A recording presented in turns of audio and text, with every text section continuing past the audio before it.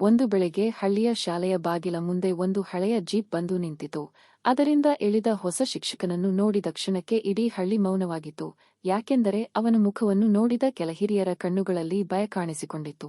ಇನ್ನೂ ವಿಚಿತ್ರವೆಂದರೆ ಶಾಲೆಯ ಹಿಂಭಾಗದಲ್ಲಿದ್ದ ಹಳೆಯ ಆಲದ ಮರದ ಬಳಿ ಅವನು ನಿಂತು ನಿಧಾನವಾಗಿ ಹೇಳಿದ ಒಂದು ಮಾತು ಎಲ್ಲರನ್ನೂ ಬೆಚ್ಚಿ ಬೀಳಿಸಿತು. 20 ವರ್ಷಗಳ ನಂತರ ಮತ್ತೆ ಬಂದಿದ್ದೇನೆ.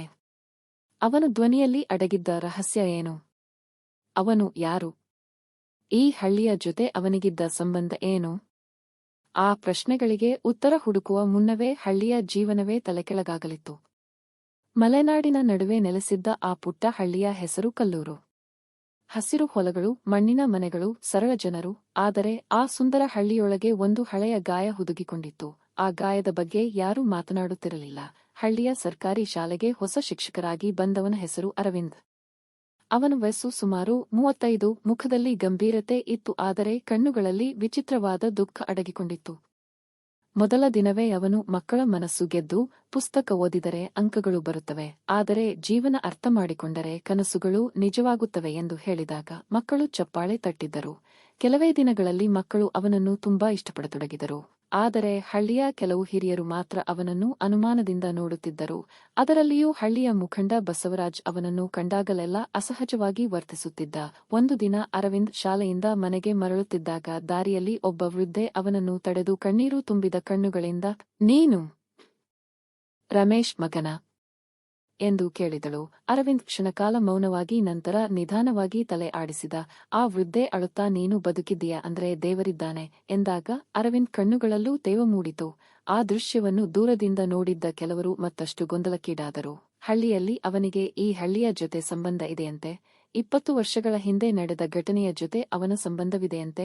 ಅವನ ತಂದೆಯ ಹೆಸರು ರಮೇಶ್ ಅಂತೆ ಎಂಬ ಗುಸುಗುಸು ಮಾತುಗಳು ಆರಂಭವಾದವು. ಆದರೆ ಯಾರೂ ಸಂಪೂರ್ಣ ಸತ್ಯ ಹೇಳುತ್ತಿರಲಿಲ್ಲ. ಅದೇ ಸಮಯದಲ್ಲಿ ಅರವಿಂದ್ ಶಾಲೆಯಲ್ಲಿ ಒಂದು ಹೊಸ ಪ್ರಯತ್ನ ಆರಂಭಿಸಿ ಶಾಲೆಯ ಹಳೆಯ ಗ್ರಂಥಾಲಯವನ್ನು ಪುನಃ ತೆರೆದು ಮಕ್ಕಳಿಗೆ ಸಂಜೆ ಉಚಿತ ತರಗತಿಗಳನ್ನು ಆರಂಭಿಸಿ ಶಾಲೆ ಬಿಟ್ಟು ಹೊಲಗಳಲ್ಲಿ ಕೆಲಸ ಮಾಡುತ್ತಿದ್ದ ಮಕ್ಕಳನ್ನು ಮರಳಿ ಶಾಲೆಗೆ ಕರೆತಂದ. ಹಳ್ಳಿಯ ಜನರಿಗೆ ಅವನ ಮೇಲೆ ಗೌರವ ಹೆಚ್ಚಾಗತೊಡಗಿತು. ಆದರೆ ಬಸವರಾಜ್ ಮಾತ್ರ ಅಸಹಜವಾಗಿ ಆತಂಕದಲ್ಲಿದ್ದು, ಒಂದು ರಾತ್ರಿ ಅವನು ತನ್ನ ಆಪ್ತರನ್ನು ಕರೆದು, "ಆ ಹುಡುಗ ಇಲ್ಲಿ ಹೆಚ್ಚು ದಿನ ಇರಬಾರದು" ಎಂದು ಹೇಳಿದ. "ಯಾಕೆ ಅಣ್ಣಾ?" ಎಂದು ಕೇಳಿದಾಗ ಬಸವರಾಜ್ ಉತ್ತರಿಸಲಿಲ್ಲ. ಆದರೆ ಅವನ ಮುಖದಲ್ಲಿ ಕಾಣುತ್ತಿದ್ದ ಭಯ ಎಲ್ಲವನ್ನೂ ಹೇಳುತ್ತಿತ್ತು. ಮುಂದಿನ ಕೆಲವು ದಿನಗಳಲ್ಲಿ ಅರವಿಂದ್ ವಾಸಿಸುತ್ತಿದ್ದ ಮನೆಯ ಕಿಟಕಿಗಳನ್ನು ಯಾರೋ ಒಡೆದರು. ಅವನಿಗೆ "ಈ ಹಳ್ಳಿಯನ್ನು ಬಿಟ್ಟು ಹೋಗು, ಹಳೆಯ ವಿಷಯಗಳನ್ನು ಕೆದಕಬೇಡ" ಎಂಬ ಅನಾಮಧೇಯ ಬೆದರಿಕೆ ಪತ್ರಗಳು ಬಂದವು. ಆದರೆ ಅರವಿಂದ್ ಹೆದರಲಿಲ್ಲ. ಒಂದು ರಾತ್ರಿ ಅವನು ಶಾಲೆಯ ಹಳೆಯ ದಾಖಲೆಗಳನ್ನು ಪರಿಶೀಲಿಸುತ್ತಿದ್ದಾಗ ಒಂದು ಕಡತ ಸಿಕ್ಕಿತು. ಅದರೊಳಗೆ 20 ವರ್ಷಗಳ ಹಿಂದಿನ ದಾಖಲೆಗಳಿದ್ದವು. ಆ ದಾಖಲೆಗಳನ್ನು ನೋಡಿದ ಕ್ಷಣಕ್ಕೆ ಅವನ ಮುಖ ಗಂಭೀರವಾಯಿತು. ಅವನು ಹುಡುಕುತ್ತಿದ್ದ ಉತ್ತರ ಅದರಲ್ಲಿ ಇತ್ತು. ಮರುದಿನ ಬೆಳಿಗ್ಗೆ ಅವನು ನೇರವಾಗಿ ಬಸವರಾಜ್ ಮನೆಗೆ ಹೋಗಿ, "ನನಗೆ ನಿಮ್ಮ ಜೊತೆ ಮಾತಾಡಬೇಕು" ಎಂದ. ಬಸವರಾಜ್ ಮುಖ ಬಿಳಿಯಾಗಿ, "ಏನು ಬಗ್ಗೆ?" ಎಂದು ಕೇಳಿದಾಗ ಅರವಿಂದ್ ಅವನ ಕಣ್ಣಲ್ಲೇ ನೋಡಿ, "ನನ್ನ ತಂದೆಯ ಸಾವಿನ ಬಗ್ಗೆ" ಎಂದ. ಆ ಮಾತು ಕೇಳಿದ ಕ್ಷಣಕ್ಕೆ ಬಸವರಾಜ್ ಕೈಯಲ್ಲಿದ್ದ ಚಹಾ ಕಪ್ ನೆಲಕ್ಕೆ ಬಿದ್ದಿತು. ಹಳ್ಳಿಯ ಜನರಿಗೆ ಗೊತ್ತಿದ್ದ ಕತೆಯ ಪ್ರಕಾರ 20 ವರ್ಷಗಳ ಹಿಂದೆ ರಮೇಶ್ ಎನ್ನುವ ರೈತ ನದಿಗೆ ಬಿದ್ದು ಸತ್ತಿದ್ದ. ಅದು ಅಪಘಾತ ಎಂದು ಎಲ್ಲರೂ ನಂಬಿದ್ದರು. ಆದರೆ ಅರವಿಂದ್ಗೆ ಕೆಲವು ತಿಂಗಳ ಹಿಂದೆ ಅವನ ತಂದೆಯ ಹಳೆಯ ಸ್ನೇಹಿತ ಬರೆದ ಪತ್ರ ಸಿಕ್ಕಿತ್ತು. ಅದರಲ್ಲಿ "ನಿನ್ನ ತಂದೆಯ ಸಾವು ಅಪಘಾತವಲ್ಲ" ಎಂಬ ಒಂದೇ ಸಾಲಿತ್ತು.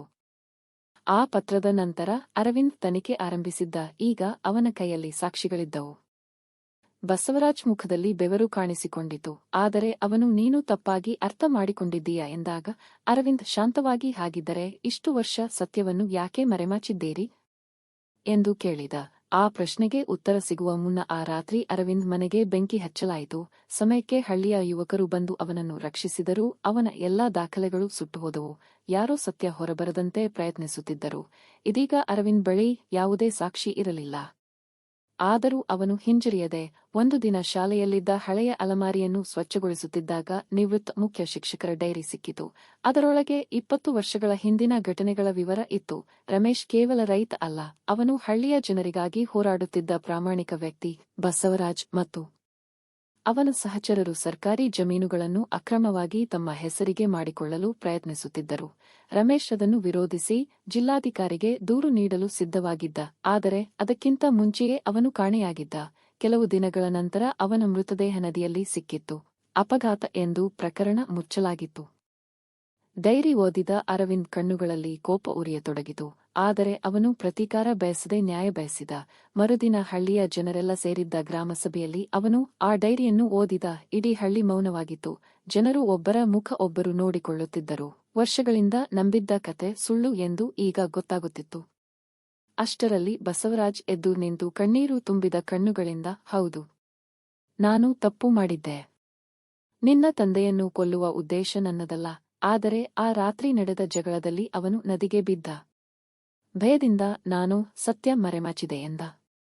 20 ವರ್ಷಗಳಿಂದ ತನ್ನ ಮನಸ್ಸನ್ನು ಕಾಡುತ್ತಿದ್ದ ಪಾಪವನ್ನು ಅವನು ಮೊದಲ ಬಾರಿಗೆ ಒಪ್ಪಿಕೊಂಡಿದ್ದ. ಆ ಕ್ಷಣದಲ್ಲಿ ಅರವಿಂದ್ ನಿಧಾನವಾಗಿ ಮುಂದೆ ಬಂದು, ನನ್ನ ತಂದೆ ನನಗೆ ಒಂದು ಪಾಠ ಕಲಿಸಿದ್ದರು. ದ್ವೇಷ ಮತ್ತಷ್ಟು ದ್ವೇಷ ಹುಟ್ಟಿಸುತ್ತದೆ, ಆದರೆ ಸತ್ಯ ಮತ್ತು ಪಶ್ಚಾತ್ತಾಪ ಬದಲಾವಣೆ ತರುತ್ತವೆ ಎಂದ. ಅರವಿಂದ್ ಅವನನ್ನು ಕ್ಷಮಿಸಲಿಲ್ಲ, ಆದರೆ ಅವನ ಮೇಲೆ ದ್ವೇಷವನ್ನೂ ಇಟ್ಟುಕೊಳ್ಳಲಿಲ್ಲ. ಕಾನೂನು ತನ್ನ ಕೆಲಸ ಮಾಡಲಿ ಎಂದು ನಿರ್ಧರಿಸಿದ. ಕೆಲವು ತಿಂಗಳ ನಂತರ ಪ್ರಕರಣ ಮತ್ತೆ ತೆರೆಯಲ್ಪಟ್ಟಿತು. ಸತ್ಯ ಅಧಿಕೃತವಾಗಿ ಹೊರಬಂದಿತು. ಹಳ್ಳಿಯ ಜನರು ವರ್ಷಗಳ ನಂತರ ನೆಮ್ಮದಿಯ ಉಸಿರು ಬಿಟ್ಟರು. ಅರವಿಂದ್ ಹಳ್ಳಿಯನ್ನು ಬಿಟ್ಟು ಹೋಗಲಿಲ್ಲ.